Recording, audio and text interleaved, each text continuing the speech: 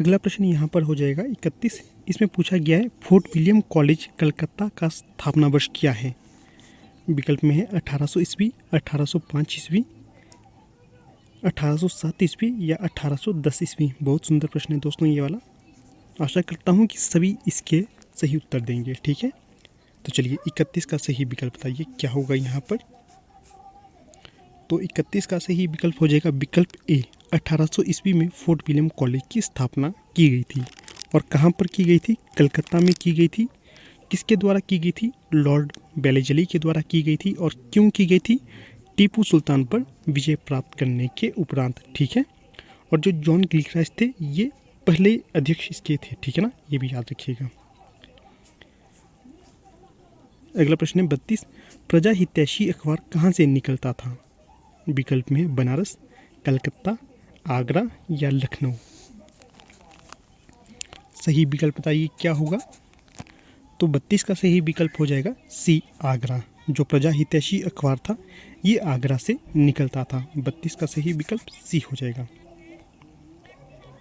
अगला प्रश्न है यहाँ पर 33। इसमें पूछा गया है प्रसाद का कौन सा नाटक राजतरंगिणी पर आधारित है। विकल्प में है विशाख, कामना, करुणालय, अजातशत्रु।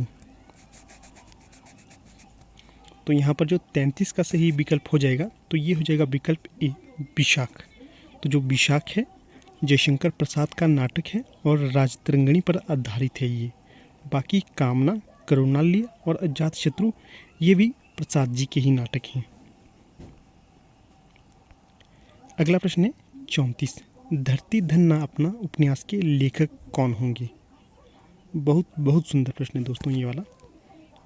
अगर आपने अभी तक ये जो उपन्यास है नहीं पढ़ा है तो मैं आपको रेकमेंड करूँगा आप एक बार इसे अवश्य पढ़िए। बहुत सुंदर उपन्यास है। ये दलितों के ऊपर आधारित है और ये पंजाब प्रांत है वहाँ से संबंधित उपन्यास है। 34 का यहाँ पर सही विकल्प हो जाएगा विकल्प बी, जगदीश चंद्र। अगला प्रश्न है 35। रिपोर्ताज किस भाषा का शब्द है। विकल्प में है जर्मन, फ्रांसीसी, अंग्रेजी या हिंदी। तो यहाँ पर 35 का सही विकल्प बताइए। तो 35 का सही विकल्प हो जाएगा फ्रांसीसी भाषा का शब्द होगा रिपोर्ताज।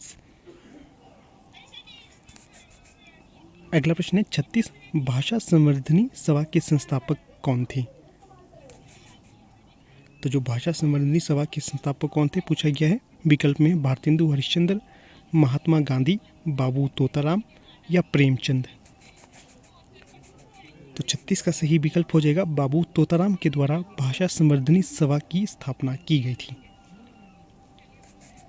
अगला प्रश्न है 37। पूछा गया है निम्नलिखित में से ज्ञानपीठ पुरस्कार सर्वप्रथम किसको मिला था। ये हिंदी साहित्य से बात की गई है। ठीक है, विकल्प में है जयशंकर प्रसाद, सुमित्रानंदन पंत, अज्ञे या महादेवी वर्मा। तो यहाँ पर जो सही विकल्प हो जाएगा सुमित्रानंदन पंत, इन्हें ज्ञानपीठ पुरस्कार से सर्वप्रथम नवाजा गया था। तो जो सुमित्रानंदन पंत थे ये उत्तराखंड से संबंध रखते हैं। ठीक है, उत्तराखंड के अल्मोड़ा में इनका जन्म माना जाता है, कुमाऊं के अंतर्गत। अल्मोड़ा या कुमाऊं है, मुझे पूरा याद नहीं आ रहा है इस टाइम। और कई बार ये पूछा जाता है कि जो प्रकृति का सुकुमार कवि किसे कहा जाता है, तो ये सुमित्रानंदन पंत को ही कहा जाता है। तो यहाँ पर 37 का सही विकल्प बी हो जाएगा। अगला जो प्रश्न है 38। इसमें पूछा गया है निम्नलिखित में से बंगाल के अकाल पर आधारित उपन्यास कौन सा है। निम्नलिखित में से बंगाल के अकाल पर आधारित उपन्यास कौन सा होगा। आनंद मठ, सुहाग के नूपुर, दुख मोचन या विषाद मठ। तो सही विकल्प यहाँ पर हो जाएगा विकल्प डी, विषाद मठ। ये बंगाल के अकाल पर आधारित उपन्यास है। अगला प्रश्न है 29। कहानी नई कहानी पुस्तक के लेखक कौन होंगे। विकल्प में है देवीशंकर अवस्थी, राजेंद्र यादव, नामवर सिंह या अज्ञे जी। तो कहानी नई कहानी पुस्तक के लेखक होंगे डॉक्टर नामवर सिंह। ये इनकी आलोचनात्मक पुस्तक मानी जाती है। 39 का सही विकल्प सी हो जाएगा।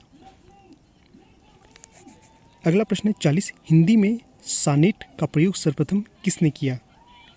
विकल्प में है शिवमंगल सिंह सुमन, त्रिलोचन शास्त्री, शमशेर बहादुर सिंह, केदारनाथ अग्रवाल। तो सही विकल्प यहाँ पर 40 का हो जाएगा। त्रिलोचन शास्त्री के द्वारा सानेट का प्रयोग सर्वप्रथम किया गया था। इन्हें सानेट का विशेषज्ञ भी माना जाता है। अगला प्रश्न है 41। प्रति परिकथा उपन्यास के लेखक कौन है? हजारी प्रसाद द्विवेदी, फणीश्वर नाथ रेणु, नागार्जुन या जैनेन्द्र। तो यहाँ पर 41 का सही विकल्प हो जाएगा फणीश्वर नाथ रेणु। प्रति परिकथा उपन्यास के लेखक होंगे ये। 41 का सही विकल्प बी हो जाएगा। इसके पश्चात आपको एक प्रश्न छोड़ देता हूँ, आपने बताना है बाणभट्ट की आत्मकथा ये किसकी रचना है और इसकी विधा क्या है। ये दो प्रश्न आपके लिए छोड़ देता हूँ, ये दोनों आपने कमेंट में अवश्य बताने हैं। अगला प्रश्न है यहाँ पर 42। इसमें पूछा गया है आस्था के चरण किसके निबंधों का संग्रह है? विकल्प में है निर्मल वर्मा, रामविलास शर्मा, विद्यानिवास मिश्र या डॉक्टर नगेंद्र। तो यहाँ पर 42 का सही चयन करें, क्या होगा? तो 42 का सही विकल्प हो जाएगा डॉक्टर नगेंद्र की पुस्तक या निबंधों का संग्रह हो जाएगा आस्था की चरण। इसके पश्चात अगला प्रश्न है 43। हिंदी की प्रथम दलित आत्मकथा कौन सी है? झोंपड़ी से राजभवन तक, शिकंजे का दर्द, अपने अपने पिंजरे, जूठन। तो 43 का सही विकल्प हो जाएगा अपने अपने पिंजरे। ये दलित आत्मकथा है हिंदी की प्रथम। ठीक है। इसके पश्चात आपको जो दूसरी पुस्तक या आत्मकथा में रेकमेंड करूंगा तो ये है जूठन। अवश्य पढ़िए दोस्तों, बहुत सुंदर और मार्मिक तथ्य यहाँ पर प्रस्तुत किए गए हैं ओम प्रकाश वाल्मीकि जी के द्वारा। जूठन को भी आपने पढ़ना है, कभी समय लगे, या अगर आपको PDF चाहिए तो आप संपर्क कर सकते हो, मैं आपको ये दिलवा दूंगा। ठीक है। अगला प्रश्न है 44। इसमें पूछा गया है निम्नलिखित में से प्रेमचंद का जीवनीकार नहीं है। तो बताना है कि निम्न में से ऐसा कौन सा रचनाकार है जिसने प्रेमचंद पर जीवनी नहीं लिखी थी। विकल्प में है अमृत राय, हंसराज रहबर, शिवरानी देवी या मदन गोपाल। तो 44 का सही उत्तर देना है आपने। तो जो प्रेमचंद्र पर जीवनी नहीं लिखी थी, हंसराज रहबर ने नहीं लिखी थी। बाकी अमृत राय, शिवरानी देवी या मदन गोपाल, इन तीनों ने ही प्रेमचंद पर जीवनी लिखी गई है। जो अमृत राय है ये प्रेमचंद्र के सुपुत्र थे और जो शिवरानी देवी है ये इनकी पत्नी थी और मदन गोपाल ने इनके ऊपर जीवनी लिखी है। ठीक है। अगला प्रश्न है 45। जमीन पक रही है काव्य संकलन के रचनाकार कौन है? सर्वेश्वर दयाल सक्सेना, धूमिल, केदारनाथ सिंह, रघुवीर सहाय। तो 45 का सही विकल्प कौन सा होगा? तो ये हो जाएगा विकल्प सी, केदारनाथ सिंह। जमीन पक रही है ये इनका काव्य संकलन हो जाएगा। 45 का सही विकल्प सी हो जाएगा। अगला प्रश्न है 46। इसमें पूछा गया है निम्नलिखित में आत्मजयी के रचनाकार कौन होंगे? आत्मजयी के रचनाकार का बताना है नागार्जुन, कुंवर नारायण, अशोक वाजपेयी, नरेश मेहता। तो 46 का सही विकल्प होगा विकल्प बी, कुंवर नारायण के द्वारा आत्मजयी को लिखा गया है।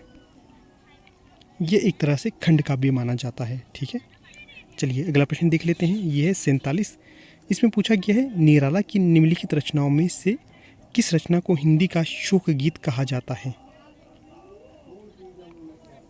विकल्प में है जूही की कली, तोड़ती पत्थर, सरोज स्मृति, तुलसीदास। तो यहाँ पर जो 47 का सही विकल्प हो जाएगा तो ये हो जाएगा सरोज स्मृति। निराला ने सरोज स्मृति की रचना की थी और इसे हिंदी साहित्य का प्रथम शोक गीत भी कहा जाता है। इसमें इन्होंने अपनी पुत्री की यादों में रचना की है। ठीक है।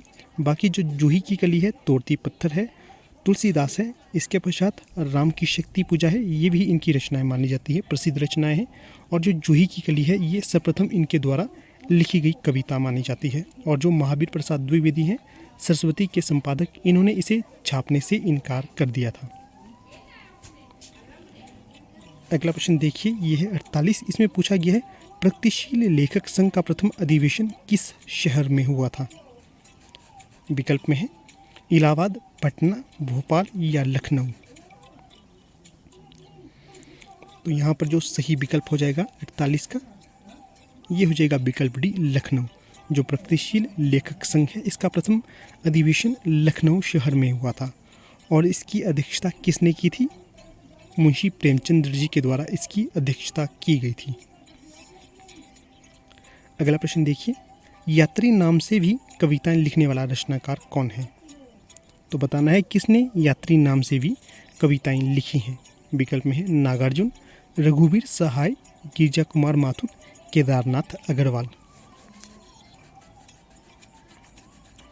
तो 49 का यहाँ पर जो सही विकल्प हो जाएगा तो वो हो जाएगा विकल्प ए, नागार्जुन। जो नागार्जुन थे ये यात्री उपनाम से भी रचना करते थे।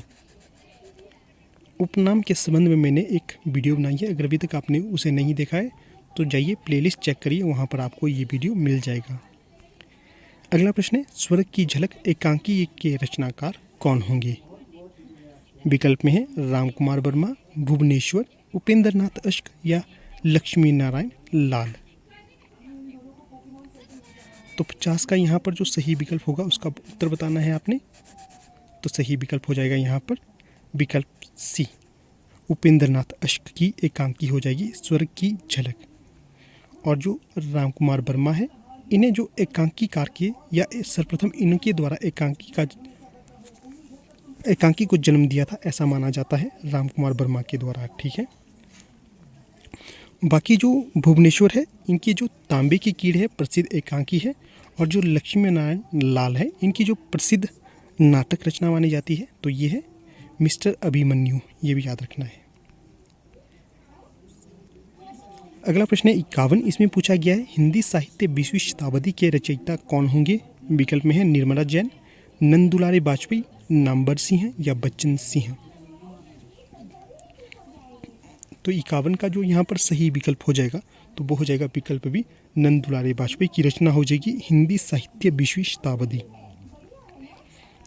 अगला प्रश्न है 52, एक साहित्यिक की डायरी के रचनाकार कौन होंगे? विकल्प में है सर्वेश्वर दयाल सक्सेना, शमशेर बहादुर सिंह, गजानंद माधव मुक्तिबोध, रघुवीर सहाय।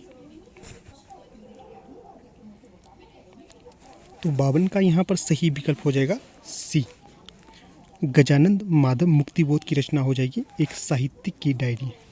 इसके पश्चात आपको आज का तीसरा प्रश्न छोड़ देता हूँ। आपने बताना है कि जो अंधेरे में एक फैंटासी में रचित कविता है ये किसकी रचना होगी अंधेरे में? अगला प्रश्न है 53, इसमें पूछा गया है किस रचना पर केदारनाथ सिंह को भारतीय ज्ञानपीठ पुरस्कार मिला था? तो जो ये प्रश्न है पूर्णतः गलत है।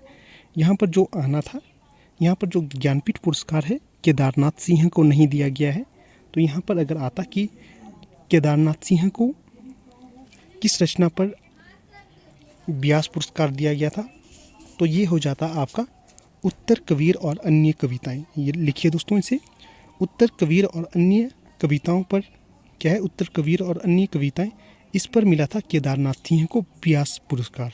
ठीक है, इसके पश्चात अगर पूछा जाता कि जो साहित्य अकादमी पुरस्कार केदारनाथ सिंह को किस रचना पर मिला है तो ये हो जाना था अकाल में सारस। ठीक है, इसको याद रखना है। अगला प्रश्न है यहाँ पर 54, इसमें पूछा गया है चंद हसीनों के खतूत के लेखक कौन होंगे? विकल्प में है बालमुकुंद गुप्त, भगवती चरण वर्मा, पांडे बेचन शर्मा उग्र या भारतेंदु हरिश्चंद्र। तो 54 का सही विकल्प बताना है आपने। हाँ, अगर आपको लगता है मैं धीरे या फास्ट पढ़ा रहा हूँ तो आप वीडियो की स्पीड को कम या ज़्यादा कर सकते हैं। तो 54 का जो यहाँ पर सही विकल्प हो जाएगा तो ये हो जाएगा आपका विकल्प सी, पांडे बेचन शर्मा की रचना हो जाएगी चंद हसीनों के खतूत। सी सही विकल्प हो जाएगा। अगला प्रश्न है 55, माटी की मूर्तियों के रचनाकार कौन हैं? विकल्प में है फणीश्वर नाथ रेणु, विवेकी राय, रामवृक्ष बेनीपुरी, महादेवी वर्मा। 55 का यहाँ पर जो सही विकल्प हो जाएगा तो ये हो जाएगा विकल्प सी, रामवृक्ष बेनीपुरी की रचना हो जाएगी माटी की मूर्तियाँ। और कई बार ये प्रश्न भी पूछा जाता है ये किस विधा की रचना है, तो ये रेखा चित्र है इनका। इसमें जो रामवृक्ष बेनीपुरी है इनके द्वारा लगभग 13 रेखा चित्रों को प्रस्तुत किया गया है, और जो सबसे ज़्यादा प्रसिद्ध है तो वो रजिया नाम का रेखा चित्र प्रसिद्ध है। ठीक है ना, माटी की मूर्तियों के अंतर्गत आते हैं ये रेखा चित्र। 55 का जो सी सही विकल्प हो जाएगा। अगला प्रश्न है 56, निम्नलिखित में से कौन सी कहानी चंद्रधर शर्मा गुलेरी की नहीं है? विकल्प में है 11 वर्ष का समय, एक टोकरी भर मिट्टी, बाबा भारती या सुखमय जीवन। तो दोस्तों ये प्रश्न भी गलत है। प्रश्न इस प्रकार से होता, निम्नलिखित में से कौन सी कहानी चंद्रधर शर्मा गुलेरी की है? तो यहाँ पर होना था विकल्प डी, सुखमय जीवन इनकी कहानी मानी जाती है, ठीक है ना। इसके पश्चात जो उसने कहा था ये भी इनकी प्रसिद्ध कहानी है, जो ये युद्ध के पृष्ठभूमि पर आधारित कहानी है। उसने कहा था, लहना सिंह इसका प्रमुख पात्र है, ठीक है। यहाँ से आपको आज का चौथा प्रश्न छोड़ता हूँ। आपने बताना है कि जो 11 वर्ष का समय है ये किसकी कहानी है, ठीक है। अगला प्रश्न देखिए 57, इसमें पूछा गया है ग्लोबल गांव का देवता के रचनाकार कौन होंगे? विकल्प में है संजीव, राकेश वत्स, रणेंद्र या चित्रा मुदगल। तो 57 का सही विकल्प यहाँ पर हो जाएंगे विकल्प सी, रणेंद्र ग्लोबल गांव के देवता के रचनाकार होंगे। अगला प्रश्न है 58, हिंदी यात्रा संस्मरण आखिरी चट्टान तक के लेखक कौन है? चलिए सही उत्तर का चयन करें। तो यहाँ पर जो सही विकल्प हो जाएगा मोहन राकेश, बी सही विकल्प हो जाएगा। अगला प्रश्न है जमाने में हम आत्मकथा के रचनाकार कौन हैं? मनु भंडारी, कृष्णा सोबती, निर्मला जैन या मैत्रेयी पुष्पा। 59 का सही उत्तर दीजिए। तो जो जमाने में हम आत्मकथा के रचनाकार होंगे निर्मला जैन। 59 का सही विकल्प सी हो जाएगा। अगला प्रश्न है 60, निम्नलिखित संस्मरणों का सही अनुक्रम कौन सा होगा? तो यहाँ पर जो सही विकल्प होगा तो वो होगा विकल्प डी, पद्म पराग सबसे पहले, फिर जंगल के जीव, फिर हमारे आराध्य और सबसे अंत में आएंगे पथ के साथी। 60 का सही विकल्प यहाँ पर डी हो जाएगा।